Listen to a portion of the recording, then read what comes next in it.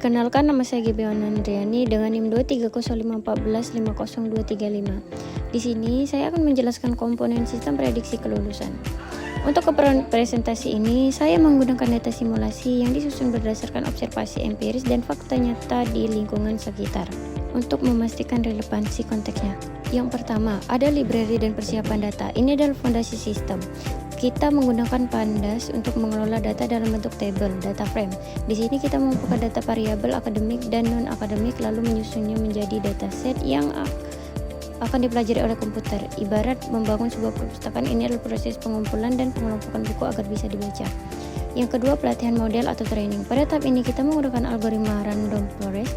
Komputer akan memproses seluruh data yang ada untuk mencari pola hubungan antara faktor seperti IPK, stres jam belajar, dan hasil akhirnya lulus tepat waktu atau tidak. Training adalah proses di mana model belajar dari data historis sehingga ia bisa mengenali ciri-ciri mahasiswa yang berisiko terlambat lulus. Yang ketiga, ada fungsi prediksi. Ini adalah otak dari sistem. Fungsi ini menerima input data dari pengguna lalu memasukkan ke dalam model yang sudah dilatih sebelumnya. Komputer akan menghitung probabilitas berdasarkan pola yang ia pelajari dan memberikan output berupa prediksi. Apakah mahasiswa dengan profil tersebut akan lulus tepat waktu atau tidak? Yang keempat itu interface UI. Ini adalah wajah dari sistem. Kita menggunakan EVI widgets untuk mengubah kode yang rumit menjadi tampilan interaktif berupa slider, penggeser angka, dan tombol. Tujuannya adalah agar pengguna bahkan yang tidak mengerti bahasa pemrograman dapat menguji sistem dengan mudah. Cukup dengan menggeser nilai faktor yang ada dan menekan tombol prediksi.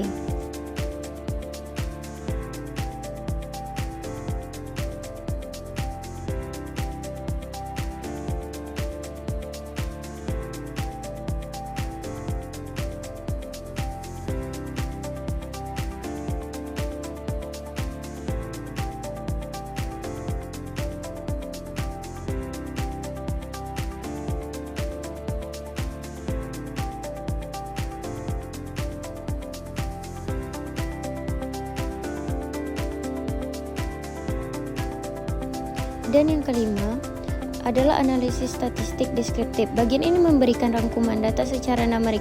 Dengan perintah group by, sistem menghitung rata-rata dari setiap faktor berdasarkan kelompok, tepat waktu dan tidak tepat waktu. Ini membantu kita melihat pertandingan langsung. Misalnya, rata-rata jam buka HP mahasiswa yang tidak tepat waktu ternyata jauh lebih tinggi dibanding tepat waktu.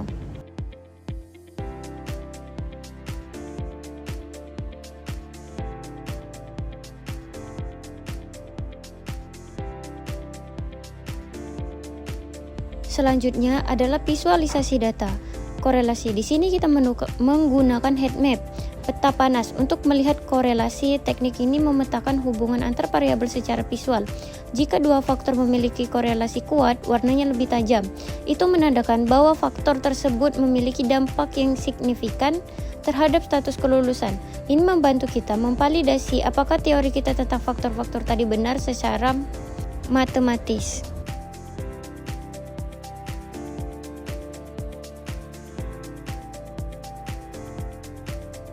Dan yang terakhir adalah laporan kesimpulan otomatis. Ini adalah fitur pemberi saran berbasis logika.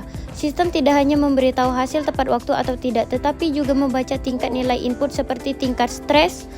Jika nilainya melampaui ambang batas tertentu, sistem akan memberikan saran otomatis, misalnya menyarankan untuk mencari konseling atau mengubah pola belajar. Ini membuat sistem terasa lebih manusiawi dan solutif.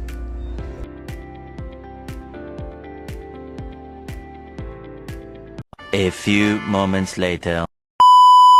Di sini saya akan mempresentasikan klasifikasi gambar anjing dan kucing. Di bagian pertama, bagian ini adalah tahap memanggil peralatan yang kita perlukan. Kita mengambil TensorFlow untuk otak AI-nya, Matplotlib untuk menggambar grafik statistis, Pandas untuk mengolah data tabel, dan Gradio untuk membuat tampilan aplikasi yang bisa diklik. Tanpa langkah ini, sistem tidak tahu cara memproses data atau membuat visualisasi. Yang kedua, load dataset. Langkah ini berfungsi untuk mengambil data mentah berupa ribuan foto kucing dan anjing dari server. Kita membaginya menjadi dua kelompok, 80% untuk latihan agar AI bisa belajar mengenali ciri-ciri hewan, dan 20% untuk pengujian untuk mengetes apakah AI benar-benar pintar atau hanya menghafal foto. Yang ketiga, preprocessing data. Komputer tidak bisa melihat gambar seperti manusia. Di sini kita mengubah semua ukuran foto menjadi seragam 150 x 150 piksel dan menormalkan warna skala 0 sampai 1.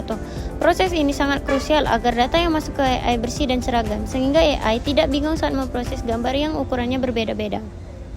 Yang keempat, membangun arsitektur model CNN. Ini adalah inti dari kecerdasan buatan kita. Kita menyusun lapisan saraf bernama Convolutional Neural Network CNN. Lapisan ini bertugas secara otomatis mendeteksi fitur-fitur penting dalam gambar seperti bentuk kuping, pola hidung, atau tekstur bulu untuk kemudian diputuskan apakah foto tersebut adalah kucing atau anjing.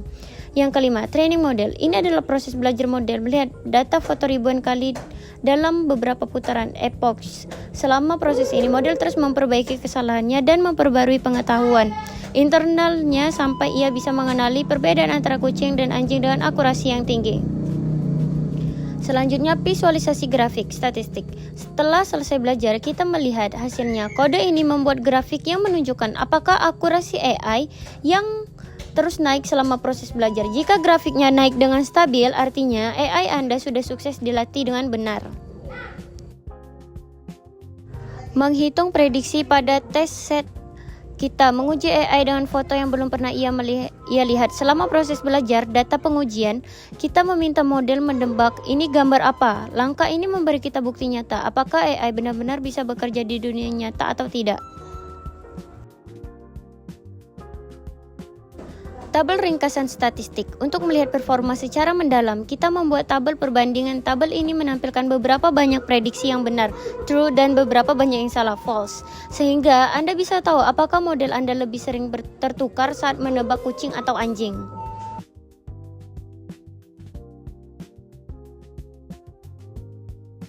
Selanjutnya adalah fungsi prediksi untuk Gradio. Ini adalah penerjemah antara AI dan manusia.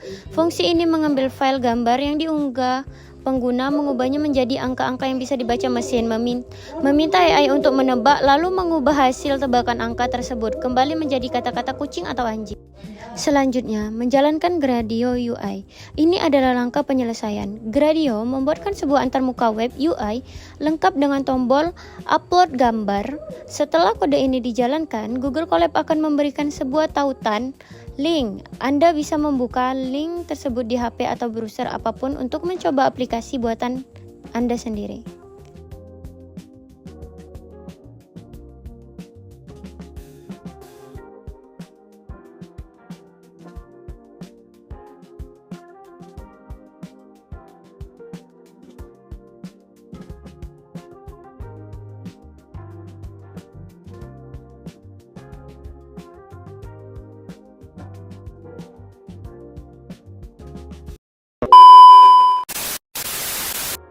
Di presentasi terakhir ini saya kurang bisa menjelaskan.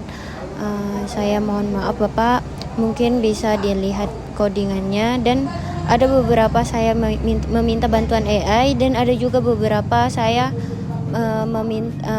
mencontek di YouTube. Saya belajar dan kemudian tidak bisa menghidupkan kameranya.